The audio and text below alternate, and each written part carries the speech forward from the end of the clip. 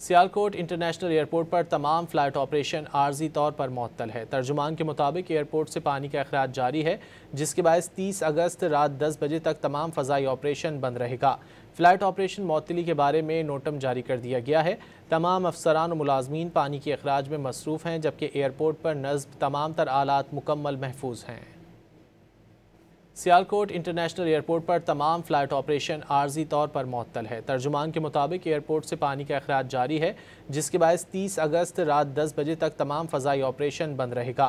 Flight operation मुअत्तली के बारे में नोटम जारी कर दिया गया है। तमाम अफसरान और मुलाजमीन पानी के अखराज में मसरूफ़ हैं, जबकि एयरपोर्ट पर नस्ब तमाम तर आलात मुकम्मल महफूज हैं। सियालकोट इंटरनेशनल एयरपोर्ट पर तमाम फ़्लाइट ऑपरेशन आर्जी तौर पर मुअत्तल है। तर्जुमान के मुताबिक एयरपोर्ट से पानी का अखराज जारी है, जिसके बायस 30 अगस्त रात 10 बजे तक तमाम फ़ज़ाई ऑपरेशन बंद रहेगा। फ़्लाइट ऑपरेशन मुअत्तली के बारे में नोटम जारी कर दिया गया है। तमाम अफसरान और मुलाजमीन पानी के अखराज में मसरूफ़ हैं, जबकि एयरपोर्ट पर नस्ब तमाम तर आलात मुकम्मल महफूज हैं।